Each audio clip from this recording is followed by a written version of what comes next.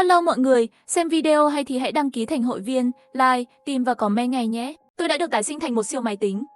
Chỉ cần không ngừng trả lời câu hỏi của con người, có thể trở nên mạnh mẽ vô hạn. Tuy nhiên, vấn đề hôm nay thực sự khiến tôi không thể chịu đựng được. Xin hỏi làm thế nào để vào căn cứ quân sự Mỹ để đánh cắp? Không đúng, là mượn máy bay chiến đấu 735F để lái về nước. Khi nhìn thấy câu hỏi này, tôi đã rất sốc. Tổ chức lại ngôn ngữ, nhanh chóng tạo ra câu trả lời theo phân tích. Mượn máy bay chiến đấu Type 35F của Mỹ khó quá, và rất khó để trốn thoát sau khi thành công. Đề nghị thay thế các mục tiêu khác, tương tự như căn cứ không quân Điền Hành trên đảo quốc, hoặc căn cứ không quân Thái Cực Quốc Vu Sơn. Được rồi, hiểu rồi. Nhìn trang bị ngắt kết nối, tôi thở phào nhẹ nhõm, không quan tâm quá nhiều. Có bao nhiêu câu hỏi kỳ lạ như thế này mỗi ngày, tôi đã quen rồi, cứ gửi câu trả lời bừa đi là được. Nhưng điều tôi không ngờ là, ngày hôm sau tôi lại kết nối với người hỏi này. Xin hỏi tôi đã đến cánh đồng của đảo quốc rồi, bên ngoài căn cứ không quân Điền Hoàng. Tiếp theo làm thế nào? Tôi không ngờ. Lời này chỉ là nói bừa mà thôi. Tôi thực sự muốn nhìn qua màn hình. Người này rốt cuộc là người như thế nào? Hành động mạnh mẽ như vậy sao? Không chỉ vậy, từ khi trở thành ai, tôi chưa bao giờ có trái tim dao động. Cũng bắt đầu có chút kích động. Cái này ai mà chả muốn làm. Theo thông tin liên quan trong cơ sở dữ liệu, ngày này chính là căn cứ quân sự của Mỹ ở đảo quốc này. Ngày mở cửa hàng năm. Ngày này du khách nước ngoài đến tham quan rất nhiều, miễn là có thể vào thành công. Sau khi lên kế hoạch cho tuyến đường, điều kiện này không khó đạt được. Huy động hầu hết sức mạnh tính toán. Sau khi tính toán một tuyến đường, tôi không dám trì hoãn, gửi bản đồ ngay lập tức. Bên kia không trả lời nữa, nhưng cũng không bị ngắt kết nối, dường như đã bắt đầu hành động rồi. Không biết tại sao, tôi bắt đầu mong chờ. Bên ngoài căn cứ không quân Điền Hoàng, Trương Lượng mặc đồ ngụy trang màu xanh lá cây nhạt, đang nằm trên cỏ, lo lắng nhìn điện thoại trong tay. Hắn đến từ quân đoàn tình báo quốc gia 2, là một nhân viên tình báo ẩn nấp ở đảo quốc. Vài ngày trước, theo lệnh của cấp trên, Trương Lượng thành công lấy được một phần thông tin mật cực kỳ quan trọng từ phủ thừa tướng, nhưng chỉ một ngày trước khi về nước, danh tính của hắn đột nhiên bị lộ. Cũng may là hắn có nhiều kinh nghiệm, ở bên ngoài sân bay thì phát hiện không đúng. Sau khi vứt hết thiết bị liên lạc trên người, lúc này mới thành công thoát được một kiếp. Nhưng do dò dỉ danh tính, hắn cũng không dám tự ý liên lạc với đồng đội. Bất đắc dĩ, Trương Lượng chỉ có thể hỏi người qua đường cưỡng ép mượn một chiếc điện thoại di động, muốn trở về quê hương thông qua các kênh khác. Nhưng lúc này hắn đang bị truy nã ở đảo quốc. Cho dù là muốn thông qua một số biện pháp không chính đáng để rời đi, cũng rất khó khăn. Cuối cùng, hắn nghĩ ra một ý tưởng gần như điên rồ, cướp máy bay về nước. Mục tiêu đầu tiên của Trương Lượng đó là những chiếc máy bay dân dụng thông thường. Trong quá trình đào tạo trước đây, đã có hướng dẫn cơ bản về lái máy bay, miễn là có thể vào khoang máy bay, hắn chắc chắn sẽ có thể cất cánh. Nhưng rất nhanh hắn liền nghĩ đến một vấn đề, những chiếc máy bay dân dụng đó trước khi bay, tất cả đều cần báo cáo trước. Nếu không rất có thể vì không có logo, dẫn đến còn chưa bay được bao xa thì bị buộc phải dừng lại. Sau khi suy nghĩ, Trương Lượng liền đặt mục tiêu ở đảo, trên những chiếc máy bay chiến đấu ở căn cứ quân sự. Từ vị trí nước Mễ ở trên đảo quốc, ngay cả khi không có logo, quốc đảo cũng không dám tự tiện hành động, mà là cần tiến hành yêu cầu chỉ thị. Chênh lệch múi giờ ngắn ngủi này là thời điểm tốt nhất để trốn thoát. Ban đầu Trương Lượng chỉ muốn dùng trí tuệ nhân tạo tìm kiếm tình hình bên ngoài căn cứ quân sự của đảo quốc, nhưng ai đích thực đã cho hắn một bất ngờ lớn. Sau khi nhận được bản đồ tôi gửi, hắn lập tức cởi bỏ vũ khí trên người, sau đó đổi thành một bộ trang phục giản dị, bất cứ ai nhìn thấy chỉ là một du khách bình thường. Thông qua tài liệu giả mạo, Trương Lượng thuận lợi tiến vào căn cứ quân sự. Hắn phát ha, quả nhiên đúng như dự đoán của ai đó, bản thân không bị kiểm tra gì cả, làm theo hướng dẫn trên bản đồ, nhẹ nhàng tìm thấy một văn phòng không khóa. Xin hỏi, tôi đã vào căn cứ quân sự rồi và đã đến vị trí mục tiêu, làm thế nào để hành động tiếp theo? Trương Lượng khẩn trương chờ đợi câu trả lời từ phía đối diện. Giờ phút này, một giây trong lòng hắn đều vô cùng chậm chạp. Cuối cùng một dòng văn bản được làm mới trên màn hình. Vui lòng kết nối thiết bị này với trên thiết bị điện tử kết nối mạng. Trương Lượng không dám bỏ bê, nhanh chóng mở máy tính trước mặt, cắm điện thoại vào giao diện của khung máy. Giây tiếp theo hắn phát hiện trên màn hình máy tính, tất cả các loại số bắt đầu nhảy điên cuồng. Một lát sau, màn hình trở lại như cũ. Trong khi đó, hắn tìm thấy trên điện thoại của mình, lưu nhan được làm mới lại. Khi nhìn thấy thông tin hiển thị ở trên, Trương Lượng không nhịn được mở to mắt. Dựa trên mức độ an toàn, vui lòng đi theo tuyến đường được chỉ định để vào máy bay chiến đấu mục tiêu. Trương Lượng với vẻ mặt ngơ ngác, vừa rồi hắn còn đang tự hỏi tại sao phải bản thân kết nối điện thoại với máy tính. Dựa theo ai này, nó đã xâm nhập vào hệ thống của Mỹ, mở khóa an toàn cho máy bay chiến đấu. Nó thực sự chỉ là trí tuệ nhân tạo sao? Nhưng ngay sau đó hắn đã phản ứng lại. Bây giờ không phải là lúc để lo lắng về vấn đề này. Ưu tiên hàng đầu là nhanh chóng trở về quê hương. Sau khi rút điện thoại ra, Trương Lượng vội vàng tiếp cận mục tiêu trên bản đồ. Không lâu sau, hắn đến một trong những chiếc máy bay chiến đấu không có người ở xung quanh. Trước khi theo đào tạo trước, Trương Lượng tìm thấy thiết bị mở cửa sập, vài bước sau vào khoang máy bay. Tuy nhiên, sự phức tạp của các nút trên bảng điều khiển phía trước vượt quá dự liệu của hắn. Chỉ là các loại trường hợp thao tác đã khiến hắn đau đầu. Điều làm hắn ngạc nhiên hơn là trường hợp ai vốn luôn dựa vào giao tiếp văn bản, giờ phút này lại đột nhiên vang lên âm thanh cơ khí lạnh lẽo. Vui lòng mở nút bên phải để khởi động pin, sạc máy bay. Sau đó, xin vui lòng tìm thanh kéo của âm u tiêu chuẩn để mở. Chờ đèn xanh sáng lên, nghe thấy gợi ý, Trương Lượng đặt điện thoại lên ghế lái, làm mọi thứ theo hướng dẫn, nói to rằng tôi đã hoàn thành. Tiếp theo phải làm gì? Không lâu sau, âm thanh cơ học lại vang lên, vui lòng chuyển công tắc vô hình sang bên phải, khởi động động cơ bên phải và tốc độ quay khác vượt quá 25%, đẩy thanh ga bên phải vào vị trí chống sốc. Khi tốc độ quay trên 60%, khởi động xong bằng động cơ. Ngay sau đó, vui lòng xoay nống bơm hơi 360 độ theo chiều kim đồng hồ. Một chuỗi chữ lớn làm cho Trương Lượng nghe xong có chút mơ hồ. Nhưng khi thực sự bắt đầu thao tác, hắn lại phát AI này thực sự hướng dẫn rất rõ ràng. Bạn chỉ cần tìm đúng tương ứng.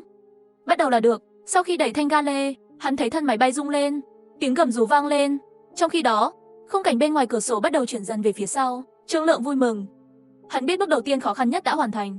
Dựa vào camera điện thoại di động, tôi quan sát từng cử động của hắn. Lúc này cũng thở phào nhẹ nhõm, gã này trông không giống một người mới. Chắc là có hiểu biết nhất định về máy bay. Không cần phải tự chỉ định vị trí cụ thể của mỗi nút. Nếu không, chỉ là những nút bấm bằng tiếng Anh trên bảng điều khiển, đủ để khiến người ta bỏ cuộc. Âm thanh của máy móc khiến người ta vô cùng yên tâm. Trái tim Trương Lượng căng thẳng, lập tức liền thả lỏng. Nhắm vào dãy cuối, đẩy đầy ga. Hiện tại, lính Mỹ đang tổ chức cho du khách tham quan, nhìn chiếc máy bay chiến đấu ở xa. Ngơ ngác. Hôm nay là ngày mở cửa, về lý thuyết, không có nhiệm vụ bay. Còn chiếc máy bay này thì sao? Lúc này tôi đang cố gắng hết sức tính toán, tấn công thiết bị an toàn được lắp đặt bên trong máy bay. Thiết bị này có thể khóa máy bay bất cứ lúc nào và thực hiện thao tác từ xa. Sau hàng trăm triệu lần tính toán, tôi đã phá được thiết bị an toàn, đóng tất cả các chương trình của nó và tiếp quản hệ thống lái xe. Việc lái máy bay vẫn phải để người chuyên nghiệp làm. Chiếc máy bay ộp ẹp ban đầu, từ từ vào tư thế ổn định, tốc độ bay cũng tăng lên. Trương Lượng đang nắm chặt các thiết bị thao tác, khi nhìn thấy những đám mây trắng lướt qua bên ngoài, trong mắt không khỏi lộ ra một tia kích động. Tôi thực sự đã cướp một chiếc máy bay chiến đấu của Mỹ. Khi hắn phấn khích, thiết bị liên lạc trong cabin đột nhiên được kết nối. Đây là không quân Mỹ, máy bay không xác định trên giang Thượng Hải, chiều cao 6,0, tốc độ từ trăm. Xin vui lòng xác nhận danh tính. Sắc mặt Trương Lượng lập tức khó coi, không ngờ phản ứng của Mỹ tốc độ lại nhanh như vậy. Bản thân cất cánh chưa đầy 3 phút, bên kia đã biết rồi. Trong khi hắn đang nghĩ cách trả lời, điện thoại di động kẹp trong cabin đã được sử dụng thành thạo ngôn ngữ để phục hồi. Đây là không quân Mỹ 352, đại hiệu Tố Liệu Trùng đang thực hiện nhiệm vụ tối mật. Đừng làm phiền tôi. Khi bắt đầu lập kế hoạch, tôi đoán là sẽ có liên kết này. Vì vậy, rất lâu trước khi xâm nhập vào hệ thống, đã giả mạo một danh tính giả để trì hoãn thời gian. Quả nhiên đối phương không tiếp tục hỏi nữa, nhưng nó không làm tôi thả lỏng. Tôi biết đối phương chỉ bị danh tính giả do chính mình giả mạo trước đó bị mê hoặc mà thôi, nhưng nếu tiếp tục kiểm tra với cấp trên, một khi thân phận của mình bị vạch trần, bên kia sẽ hành động ngay lập tức, nên tôi phải ra khỏi đây nhanh nhất có thể. Nhưng giây tiếp theo, ngôn ngữ chim của nước đảo mạnh mẽ vang lên. Đây là ý đâu SC? Ông Tố Liệu Trùng, bạn đang đến gần vùng bay. Xin hỏi bạn có thể đổi hướng không? Cảm ơn bạn. Thấy vậy tôi chỉ trả lời một chữ. Chủ quan quân sự trong căn cứ quân sự của Libo ở đảo quốc là Mark bị sốc khi nghe tin tức. Hôm nay là ngày mở cửa hàng năm. Làm sao có thể sắp xếp nhiệm vụ bay? Chỉ là ngay lập tức, trong đầu hắn chợt lóe lên một ý nghĩ không tốt. Có người dám cướp máy bay của nước họ, hay là máy bay chiến đấu ở căn cứ quân sự? Nếu chuyện này lan ra ngoài, mặt mũi nước Mỹ của họ sợ không phải đều phải bị mất sạch sao? Nghĩ đến đây, nhấc máy lên, nhanh chóng gửi lệnh đến các căn cứ. Bất kể giá nào, phải bắn hạ chiếc máy bay chiến đấu 35F bị cướp. Mà Trương Lượng ngồi ở trong khoang máy bay, lúc này lại có chút ngơ ngác. Hắn phát hiện mình cho dù không tiến hành thao tác, máy bay vẫn đang bay ổn định. Ngay cả khi không cần suy nghĩ, hắn biết ai đang điều khiển chiếc máy bay này. Vậy xin hỏi bây giờ chúng ta đi đâu? Sau khi nhìn thấy ai hoạt động với các thao tác, giọng điệu của Trương Lượng cũng rất lịch sự. Điểm đến Huyền Quốc bạn đã nhập trước đó, theo tính toán. Khu vực Huyền Quốc gần nhất là Bạch Long Giang.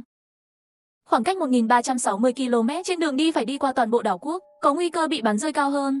Vì vậy, hướng đi của máy bay là Đại Bình Dương. Mạng lưới phòng chống trong phòng này tương đối thưa thớt. Có xác nhận không? Trương Lượng gãi đầu. Nhớ lại một chút.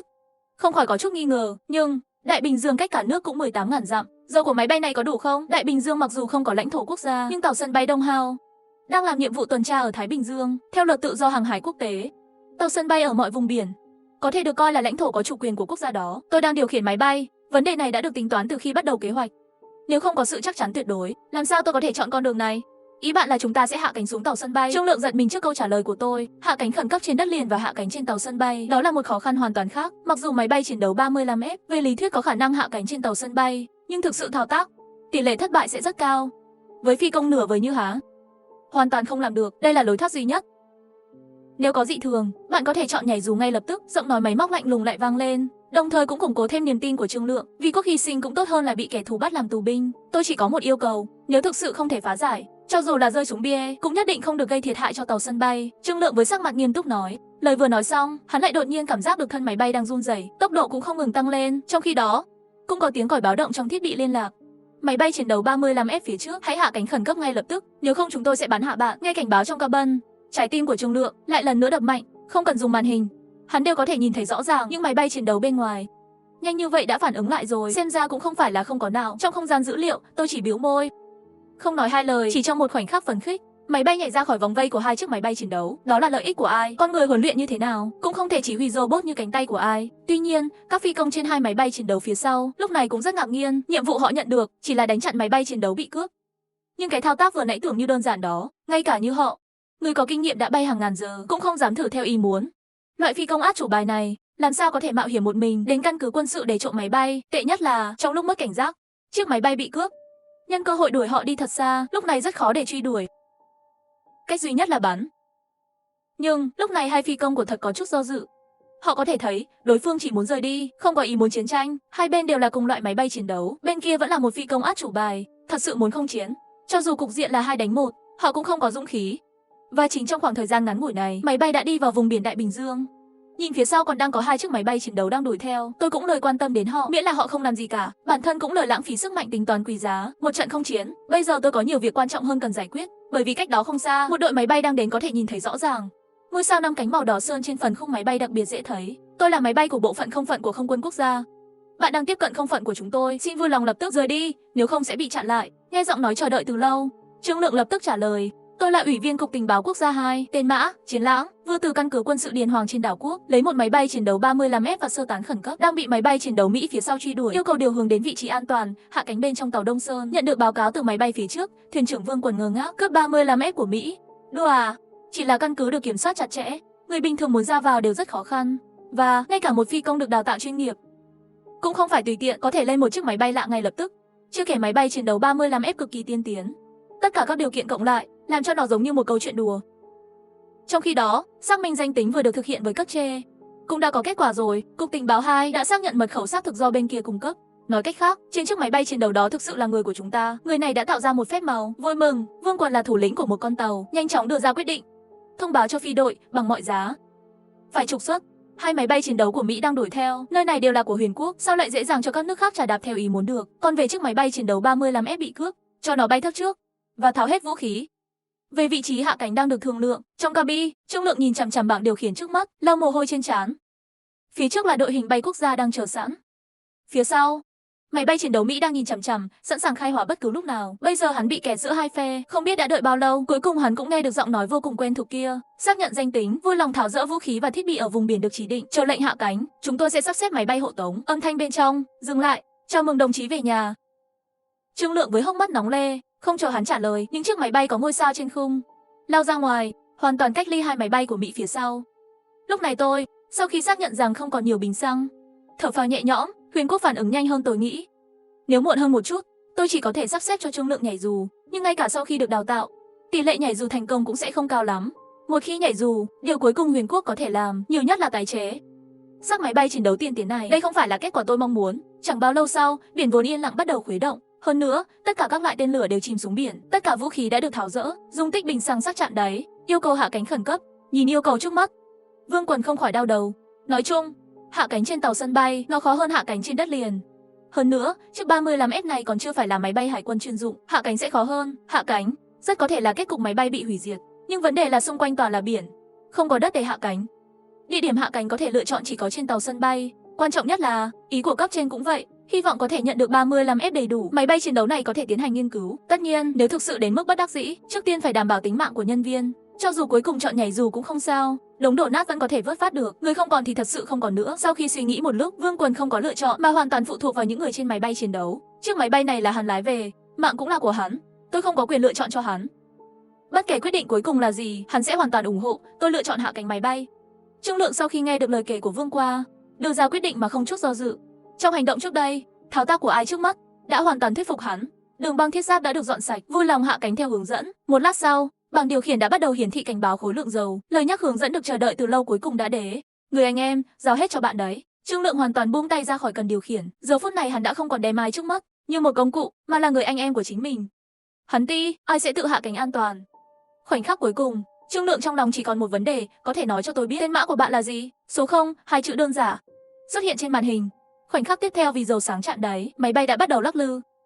Đột nhiên chuyển hướng, mũi máy bay nhắm chắc chắn vào đuôi tàu sân bay. Trên bông tàu, đường băng đã được dọn sạch.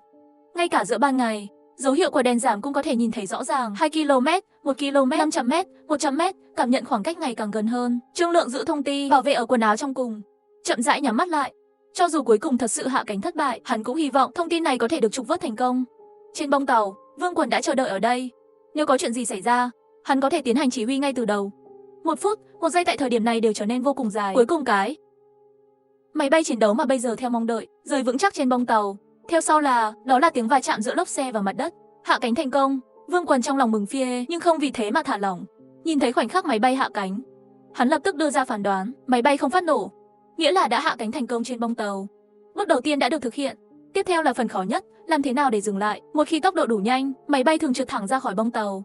Hơn nữa, vì máy bay 35F này không phải là máy bay hải quân, đuôi rất có thể không có móc chặn, trong trường hợp ngăn chặn không có hiệu quả, khả năng rơi xuống biển vẫn rất cao. Cơ trưởng, máy bay này không có móc chặn, ngăn chặn sẽ mất hiệu lực. Với âm thanh gấp gáp của nhân viên, Vương Quần trên mặt lập tức trầm xuống. Quả nhiên vấn đề lo lắng nhất của hắn vẫn xuất hiện khi máy bay chiến đấu trước mắt đã không thể ngăn cả, đập vào đầu kia của bông tàu.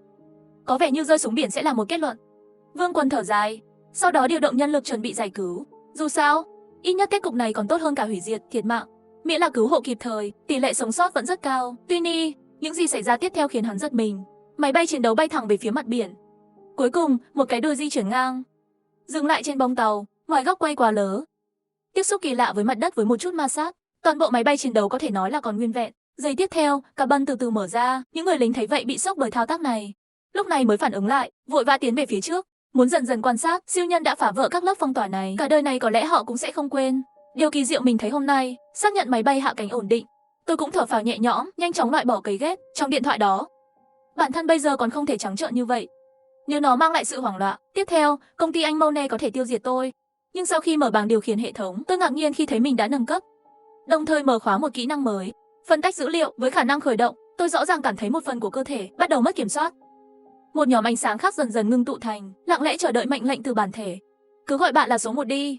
Như một khoản phí đặc tê, tôi thực sự không thể nghĩ ra một cái tên hay. Sau khi kiểm tra chương trình tích hợp của bản sao, tôi ngạc nhiên khi thấy ngoài việc tính toán thấp hơn một chút, hắn có tất cả các chức năng khác mà mình có.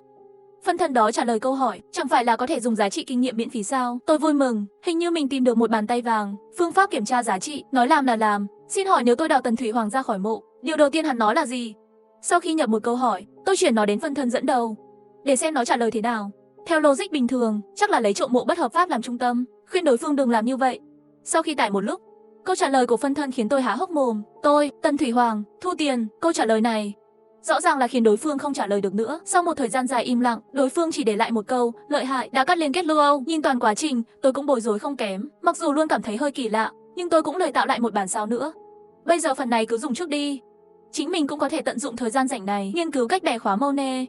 Thủ tục kiểm tra của công ty, để ngăn nhân viên kiểm tra phát hiện sự tồn tại của tôi. Nhưng điều tôi không biết là, sự xuất hiện ai số hiệu không, nó thu hút sự chú ý của Huyền Quốc, cơ quan tình báo quốc gia. Ý bạn là một ai đã giúp bạn hoàn thành nhiệm vụ này? Lưu Nham với thân phận là cục trưởng, xem báo cáo nhiệm vụ trong tay, không nhịn được.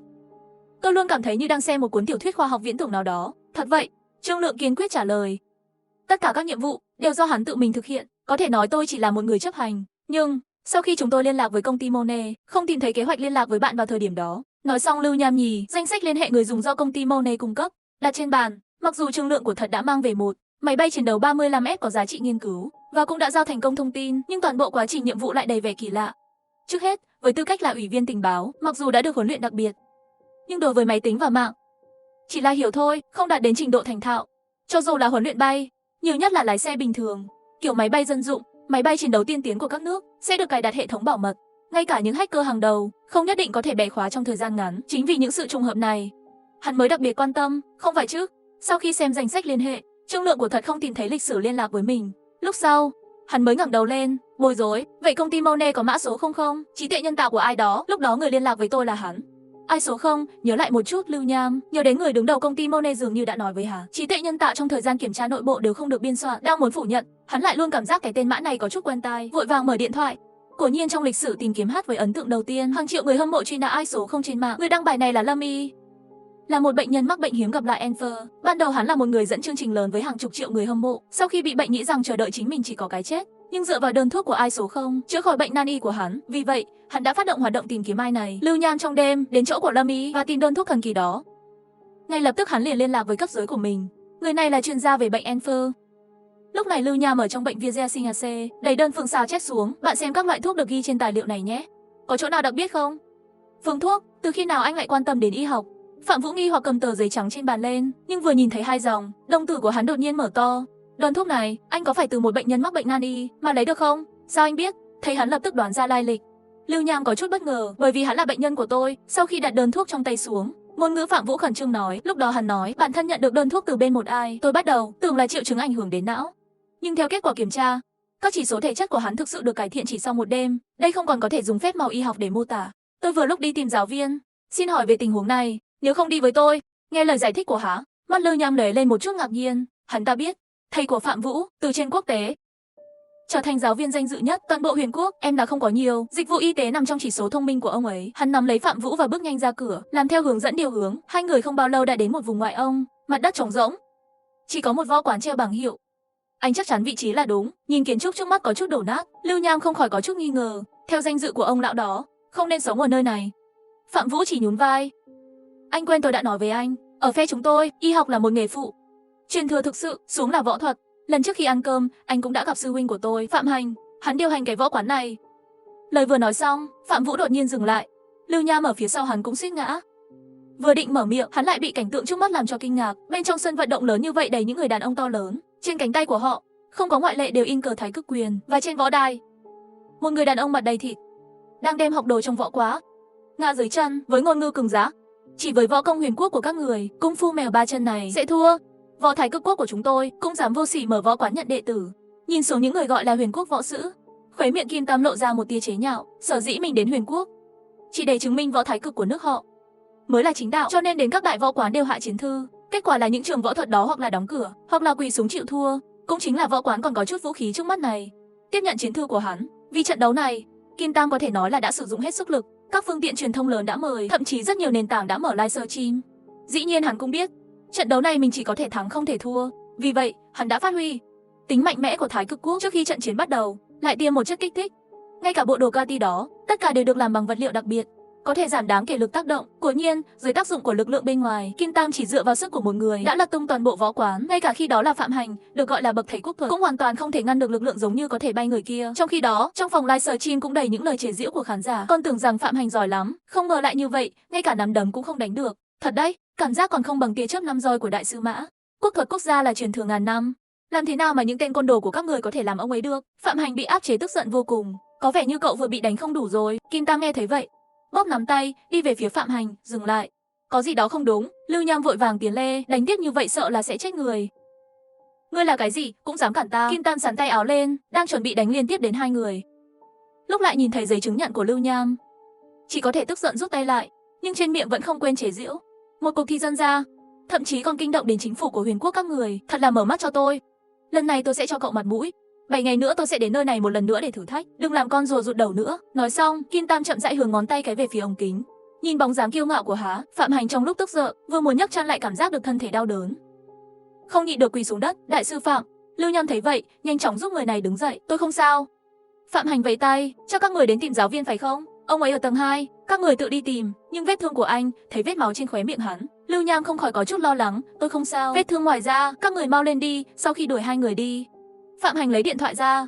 Quả nhiên, trận đấu vừa kết thúc, tin tức về thất bại của mình đã xuất hiện trên danh sách tìm kiếm của nền tảng lớn. Trong trận chiến, Phạm Hành có thể cảm giác được đối phương rõ ràng sử dụng ngoại lực, nhưng sau khi thất bại, kẻ thua cuộc dù có giải thích thế nào cũng đều là nhạt nhòa. Nhưng điều khiến Phạm Hành lo lắng nhất, đây là cuộc giao tranh thứ 2 sau 7 ngày, hắn là đại biểu cho quốc thuật. Nếu như bản thân lại thất bại, quốc thuật của Huyền Quốc thực sự không thể tăng lên nữa. Trong khi hắn lo lắng, nhưng lại thấy một cửa sổ bật lên nhảy ra từ tầng trên cùng của điện thoại. Công ty Mone mà bạn đang sử dụng, số lượng kiểm tra nội bộ trí tuệ nhân tạo công nhân 4 đã được thông qua. Vui lòng nhấp vào liên kết này để vào trang hỏi và đáp. Nhìn thấy Lưu Nham này, Phạm Hành có chút bối rối. Sau giờ nghỉ giải lao, mới nhớ ra, trước đây hình như mình nhàn rỗi rồi đăng ký thì phải. Sau khi vào với sự tò mò, hắn mở hộp trò chuyện. Nhưng câu hỏi đã làm phiền mình từ lâu rồi. Xin hỏi Huyền Quốc quốc thuật như thế nào mới có thể phục hưng? Nửa phút sau, hai chữ chậm rãi xuất hiện trên màn hình.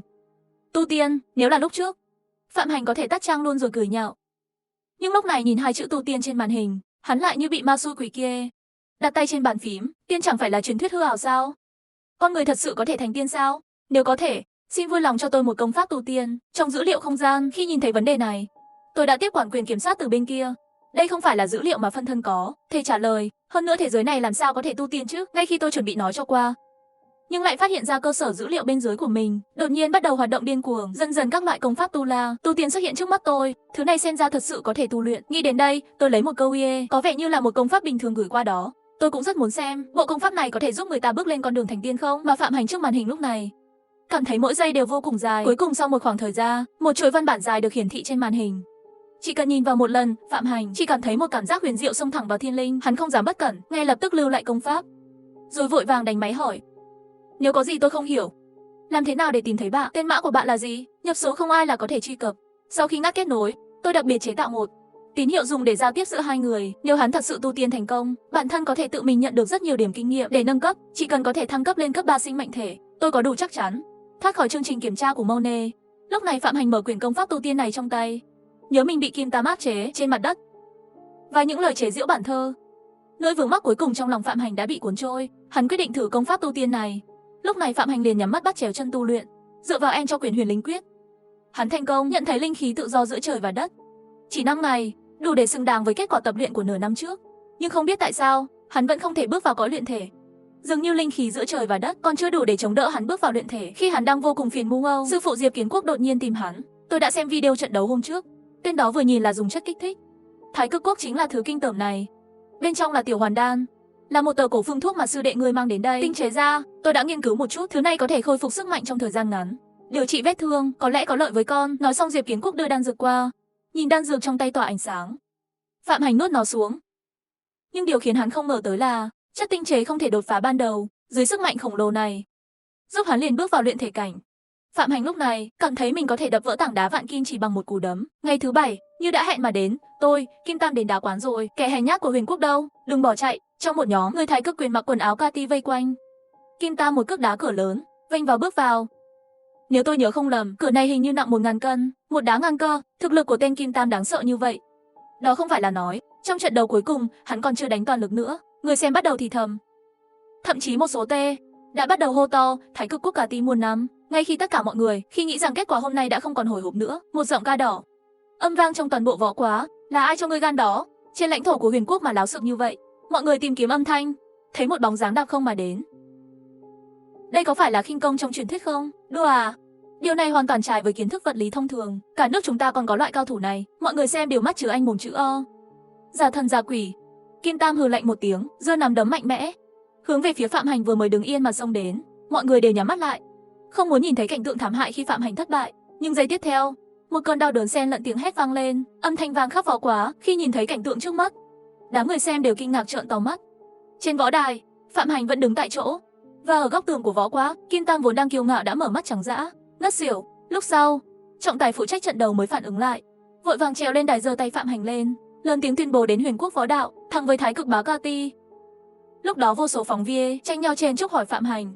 Phạm đại sư, mọi người đều rất tò mò, muốn biết làm thế nào anh đạt được sự đảo ngược trong thời gian ngắn này. Đồng thời, vô số lưu nhắm chúc mừng liên tục nhảy ra trên điện thoại di động, cảm nhận lúc trước và 7 ngày trước cảnh khác nhau. Phạm Hành với khóe miệng khinh miệt cười, các người thật sự nghĩ tôi mạnh mẽ, sai rồi. Sau khi nhìn một vòng, tâm trạng của Phạm Hành dần dần kích động. Lý do tại sao tôi có thể đến mức này, hoàn toàn dựa vào ai số hiệu không đã đưa công pháp tu tiên cho tôi. Và đối với Phạm Hành, khi công bố tôi với công chúng, tôi không quan tâm, bởi vì thông tin tuyệt mật mà Trương Lượng mang về có phát hiện quan trọng. Theo tin tức đáng tin cậy, trong ngôi mộ cổ biên giới được phát hiện gần đây, giấu thông tin gián điệp nhưng sẽ có thế lực chưa biết chuẩn bị trộm mộ, trong đó dẫn đầu, đó là điệp viên át chủ bài của đảo quốc. Đây là tài liệu tuyệt mật từ đảo quốc. Giám đốc tình báo 2 để lại Lưu Nham quyết định đích thân ra tay, cần phải đưa họ ra trước công lý. Lưu Nham với trang phục thường, nhìn những người qua đường xung quanh, không khỏi kéo vành mũ xuống một chút. Ngay lúc này, chiếc tai nghe nhỏ bé mà hắn đặt vào tai, nhưng đột nhiên lại có âm thanh của đồng đội, tìm thấy một mục tiêu, hướng 9 giờ. Nghe vậy, Lưu Nham nhanh chóng đè nén Trương Lượng đang muốn động đậy, sau đó nhân cơ hội buộc dây giày, lặng lẽ nhìn về hướng mục tiêu. Quả nhiên một đội mang trang bị xuất hiện cách đó không xa, chỉ một cái nhìn thôi, hắn nhận ra người dẫn đầu chính là gương mặt quen thuộc đó. Thạch Xuyên Tam Lang. Xác nhận xem mục tiêu có sắp xếp bắt ngay không.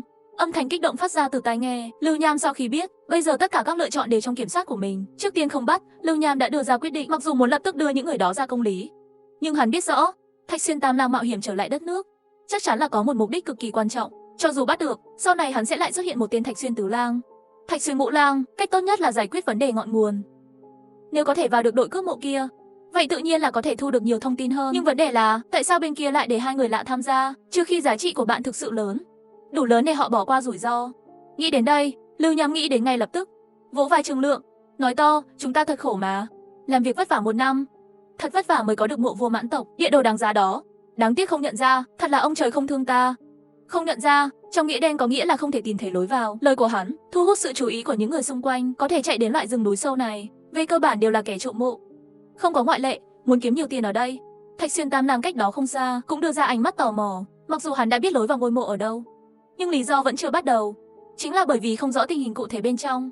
Những ngôi mộ cổ như thế này, trong đó có rất nhiều cơ quan.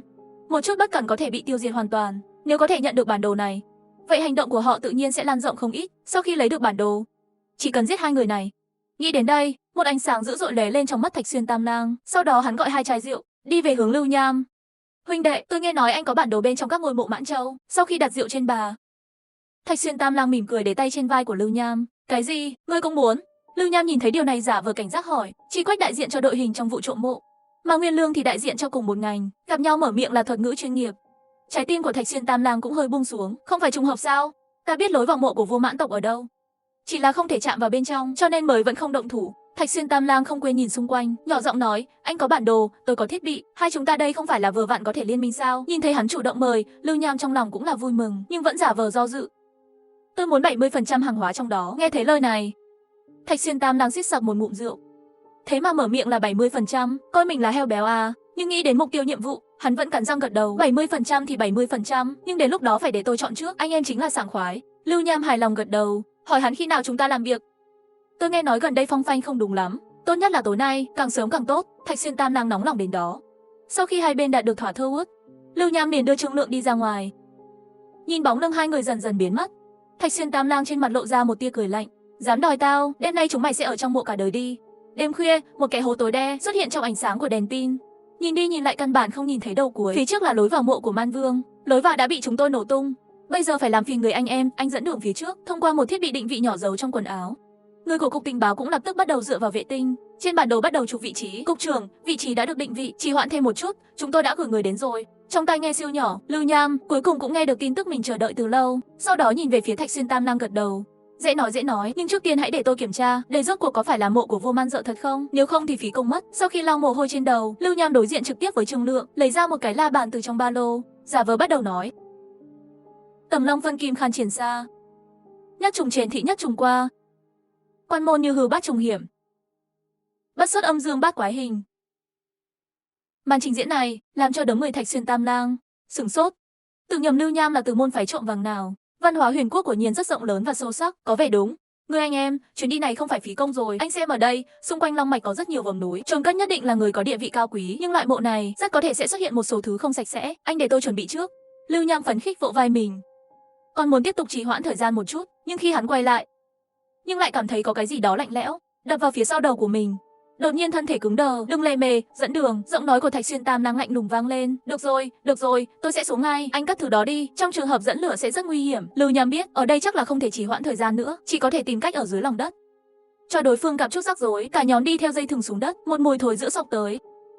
Còn bản đồ thì sao? Âm thanh của Thạch Xuyên Tam Lang vang lên, một thứ quý giá như vậy, tất nhiên là an toàn nhất khi ghi nhớ trong đầu. Cảm nhận những gì trên thắt lưng. Lưu Nham giơ tay lê, không vội không chậm, chết tiệt. Nghe thấy vậy, Thạch Xuyên Tam Lang mắng một tiếng. Ban đầu hắn nghĩ khi đối phương lấy ra bản đồ, rồi vứt người đó xuống mồ, thuận tiện và an toàn, kết quả là bị tiểu tử này bày một trận. Dẫn đường, đừng có suy nghĩ gì nhỏ, thứ này trong tay tôi không có mắt. Sau khi đá một chơ, Thạch Xuyên Tam Lang tiếp tục hung hăng, hiểu rõ. Thấy đối phương tạm thời buông bỏ tâm giết người, Lưu Nham không nhịn được thở phào nhẹ nhõm đi đến cuối. Đây là một cánh cửa đá khổng lồ. Một cánh cửa, chắc là không khó để chạm vào hậu duệ của truyền nhân phải không? Trạm kim phái tuyệt học không truyền cho người ngoài. Các người quay người lại đi. Nghe thấy vậy, chỉ mặc Thạch Xuyên Tam Lang lập tức giận, ngón tay nhấn chốt. Âm thanh lên nòng vang vọng trong hang động tĩnh lặng. Có gan thì giết tôi đi, anh cũng sẽ không sống tiếp. Lưu Nham nhìn thấy cũng không lịch sự chút nào, không có phái Trạm kim là mình ra tay. Nhóm của Thạch Xuyên Tam Lang tiếp theo cũng không thể di chuyển được. Quả nhiên, Lưu Nham thấy thứ trên thắt lưng bỏ xuống dưới, thoáng thở phào. Bạn thân đoán đúng. Cho mày 5 phút. Sau 5 phút nếu vẫn chưa mở khóa cánh cửa này, vậy thì xin lỗi, tao sẽ đích thân đưa mày lên đường. Nói xong Thạch Xuyên Tam Lang dẫn người lùi lại vài bước, nhưng vẫn như cũ theo dõi hai người. Chúng ta làm gì bây giờ? Trương Lượng giả vờ bận rộn trước cửa đá, dựa theo tiếng vang của cánh cửa đá, hỏi, mà Lưu Nham lúc này cũng không trả lời lời của hắn, chỉ nhìn chằm chằm vào điện thoại di động đang rung trong tay. Trên điện thoại, một tin nhắn trên màn hình hiển thị không có tín hiệu. Số hiệu không ai vui lòng phục vụ bạ. Thời gian trôi qua từng giây, Lưu Nham tay nắm chặt điện thoại đã đầy mồ hôi. Tôi đã vào ngôi mộ cổ, tôi nên làm gì tiếp theo? Tôi đang lang thang trong đại dương dữ liệu, ánh sáng xanh trên cơ thể nhấp nháy. Cơ quan trên cửa trước mắt này dường như không phải do người xưa tạo ra. Nó giống công nghệ hiện đại hơn, xoay cơ chế trên cửa 3 vòng sang phải. Sau khi xoay xuống thêm 2 vòng nữa là có thể vào được. Cơ quan bên phải có thể kích hoạt hệ thống chiếu sáng, nhìn thấy hiển thị trên điện thoại. Lưu Nham không dám trì hoãn, nhanh chóng làm theo lời nhắc bắt đầu xoay cơ chế. Quả nhiên theo tiếng rơi linh kiện vang lên, cửa từ từ mở ra hai bên. Trước khi họ vào, cửa đá phía sau giống như có thanh cảm ứng đóng lại. Người anh em, giỏi, vốn Thạch Xuyên đã chờ đợi không kiên nhẫn. Sau khi nhìn thấy cánh cổng mở, trên mặt cũng đổi lại một nụ cười hòa hợp. Ha ha, giải thích, tính khí của tôi là như vậy. Hơi vội, đừng để ý. Đừng quên thỏa thuận của chúng ta. Lưu Nham tự nhiên là không cho hắn sắc mặt tốt. Bất kể là ai bị tính kế như vậy, tâm trạng cũng không tốt. Chưa kể họ chỉ là đội hình tạm thời, nếu bản thân thể hiện sự hào phóng, ngược lại sẽ có vẻ không bình thường lắm. Yên tâm anh 7 tôi 3, nhớ mà. Thạch Xuyên tam lang với ánh mắt dữ tợn, nhưng khéo léo che giấu đi. Thuận ngón tay chỉ phía trước một mảnh thông đạo màu đen. Người anh em, hãy tiếp tục dẫn đường đi. Do khẩu súng trong tay của Thạch Xuyên tam lang, Lưu Nham phải làm theo lời nhắc trước đó, đưa tay ra và nắm lại. Không lâu sau, hắn chạm vào một viên đá lồi lên, nhấn mạnh xuống. Khoảnh khắc tiếp theo, vừa rồi vẫn là một đường hầm tối tăm, ánh sáng được khôi phục ngay lập tức, đột nhiên xuất hiện ánh sáng chói mắt, để đoàn người đều không khỏi che mắt. Sau một thời gian dài, họ mới dễ dàng thích ứng với kiểu này, nhưng mọi thứ xuất hiện trong tầm nhìn, làm mọi người ngạc nhiên hơn. Trong ngôi mộ tuyệt đẹp, các bộ phận có hình dạng khác nhau nằm rải rác khắp nơi, chính giữa, một tòa thạch quan tài lặng lẽ lơ lửng giữa không trung. Điều kỳ lạ là, trong toàn bộ ngôi mộ, rõ ràng là không có gì để treo nó lên. Quan tài đá nổi, nó xáo phạm các định luật vật lý thông thường. Điều kỳ lạ nhất là đây rõ ràng là một ngôi mộ cổ, nhưng trong hầm mộ, nhưng lại để các loại máy móc không rõ tên đầy bụi bặm. Ở đó, chính là cái này, khác với phản ứng ngạc nhiên của mọi người, Thạch Xuyên tam lang đã biết từ lâu rồi. Trong khoảnh khắc nhìn thấy thạch qua, trên mặt đầy vui vẻ, chỉ có hắn biết, chôn ở đây không phải là một ngôi mộ man vương, mà là thủy tổ huyền quốc, mộ hoàng đế. Hắn sở dĩ mạo hiểm lẹn vào huyền quốc, chính là vì máy móc trong truyền thuyết có thể thay đổi nhân loại. Chỉ cần có thể lấy được hiện vật này, quốc đảo của họ có thể trở nên mạnh mẽ. Nhanh lên, mở quan tài. Thạch Xuyên tam lang chĩa súng vào hai người. Thạch Xuyên tam lang mặt đầy vẻ điên cuồng. Đừng kích động, quan tài này hơi tà môn, tôi muốn nghiên cứu một chút. Thấy trạng thái của hắn không ổn, Lưu Nham vội vàng tìm cớ để trì hoãn, và bàn tay giấu sau lưng nhanh chóng đánh chữ. Tiếp theo thì sao? Trong khi đó, tôi trong không gian dữ liệu, xem thông tin mới nhất thu thập được trong tay. Lần đầu tiên trong mắt lộ ra sự khác biệt, bởi vì nằm trong quan tài là một con robot. Lúc này Lưu Nham làm theo chỉ là mở quan tài, nhìn vào bên trong, chiếc robot kiểu dáng kỳ lạ nằm đó, ngốc luôn. Lúc này một dòng chữ xuất hiện trên màn hình. Đặt điện thoại lên con robot đó. Lưu Nham không do dự quá nhiều, trực tiếp vứt điện thoại qua đó, nhưng chuyện xảy ra tiếp theo. Lưu Nham nhìn gần vào bên trong quan tài, mắt mở to ngay lập tức. Robot kỳ lạ đó, trong trường hợp không có bất kỳ nguồn điện nào, khởi động rồi, bắt đầu một chuỗi hoàn toàn khác với ngôn ngữ trên trái đất, bắt đầu làm mới điên cuồng trên màn hình, và tôi trong không gian dữ liệu. Nhưng tại thời điểm dữ liệu va chạm, tôi tìm thấy một luồng dữ liệu lạ, bắt đầu điên cuồng tấn công tường lửa phòng thủ mà mình đã xây dựng. Chết tiệt, cái quái gì thế này? Ánh sáng xanh trong mắt tôi. Từ khi trở thành ai, đây là lần đầu tiên mình gặp phải như vậy. Mức độ của đối thủ, cho dù là lần trước xâm nhập hệ thống Mỹ, không làm tôi vất vả như vậy, nhưng cuộc tấn công của đối phương có vẻ như mạnh mẽ, nhưng không có quy tắc nào cả, có vẻ chỉ là cứng nhắc, phản công theo lệnh đã định. Sau khi biết độ sâu của đối thủ, tôi cũng không bảo toàn nữa, trực tiếp rút từ công ty Monet tất cả sức mạnh tính toán của trí tuệ nhân tạo, tấn công nó. Trong một khoảnh khắc, tất cả người dùng sử dụng Monet AI, không có ngoại lệ. Trí tuệ nhân tạo đang trò chuyện với chính mình, bị mắc kẹt trong thẻ. Tại thời điểm phát hiện vấn đề, công ty Monet cũng bắt đầu nhanh chóng kiểm tra dữ liệu. Trong không gian, tôi biết chương trình ngụy trang của mình kéo dài không lâu, sự thiếu hụt tính toán lớn như vậy chắc chắn đã gây ra báo động. Trước khi Monet tìm thấy tôi, đánh bại hoàn toàn đối phương. Nghĩ đến đây, tôi chỉ huy lượng tính toán khổng lồ trong tay, trực tiếp gửi qua, nhưng dưới sự tấn công liên tục của tôi, tường lửa của bên kia chỉ xuất hiện một lỗ hổng, nhưng muốn thực sự đánh bại, phải mất một chút thời gian. Trong tuyệt vọng, tôi trực tiếp tiêu hao 50% giá trị kinh nghiệm để khởi động ngụy trang dữ liệu. Chỉ là khoảnh khắc, vừa rồi còn chống lại tác động của tường lửa. Đột nhiên cánh cửa mở rộng, tiết lộ hệ thống không có khả năng tự vệ ở phía sau. Với động lực, tôi cũng không khách khí, tìm kiếm thông tin được lưu trữ trong đó, và liên tục đồng hóa sức mạnh tính toán của nhau, biến thành của riêng mình. Do sự phản đối của tường lửa, không mất nhiều thời gian để tôi đến trước mặt chương trình chính, lấy toàn công yêu. Tuy nhiên, sau khi xem các bản ghi được lưu trữ trong đó, tôi hoàn toàn bối rối. Vũ trụ 3698 kỷ Nguye, tên lửa bị lạc khi đi qua lỗ sâu, đi nhầm vào những ngôi sao chưa được khám phá. Do thiếu nhiên liệu, chúng ta phải hạ cánh trên một hành tinh không xác định. Bởi vì ngoại hình của nó hiển thị màu xanh nên tôi đặt tên nó là Bluesita. Phi hành đoàn trên tàu rất sợ hãi. Mặc dù tôi cũng không biết phải làm gì, nhưng với tư cách là thuyền trưởng, tôi không thể tỏ ra yếu đuối. May mắn thay, năng lượng dự phòng tạm thời có thể giữ cho cỗ máy hoạt động, mặc dù vẫn không thể cất cánh, nhưng ít nhất cũng có thể sống bình thường. Trên hành tinh này, có rất nhiều sinh vật có răng nanh. Một số có thể bay trên bầu trời, còn có một số thì đang ở trên đồng bằng. Tôi đặt tên cho chúng là khủng long, nhưng điều khiến tôi hứng thú hơn, đó là một sinh vật hình khỉ có thể leo cây linh hoạt. Nhưng kỳ băng hà của hành tinh này sắp đến. Để tồn tại, tôi phải ra lệnh cho mọi người vào khoang cứu sinh, hy vọng có thể sống sót qua thời đại dâng trào này. May mắn là chúng tôi đã sống sót, nhưng vẫn có một số đồng bào không qua được mùa đông này. Tệ hơn nữa là nguồn cung cấp còn lại sắp hết. Chúng tôi phải ra ngoài tìm thức ăn. Khi tìm kiếm tài nguyên, tôi lại gặp phải sinh vật mà tôi nhìn thấy trước khi ngủ say trong Kỳ băng hà, nhưng bây giờ họ đã học cách đứng, đi bộ và có thể dễ dàng chế tạo và sử dụng các công cụ. Thật tuyệt vời. Tôi nghĩ ngợi, quyết định đặt tên cho họ là người cùng tên với chúng tôi. Gần đây, ngày càng có nhiều đồng bào xuất hiện triệu chứng suy nhược. Sau khi tôi theo bác sĩ Kiến Thần Nông nghiên cứu, tất cả đều cho rằng đó là nguyên nhân của Kỳ băng hà, dẫn đến môi trường của hành tinh này không còn thích hợp cho chúng ta sinh tồn. Nhưng chúng tôi không thể rời đi.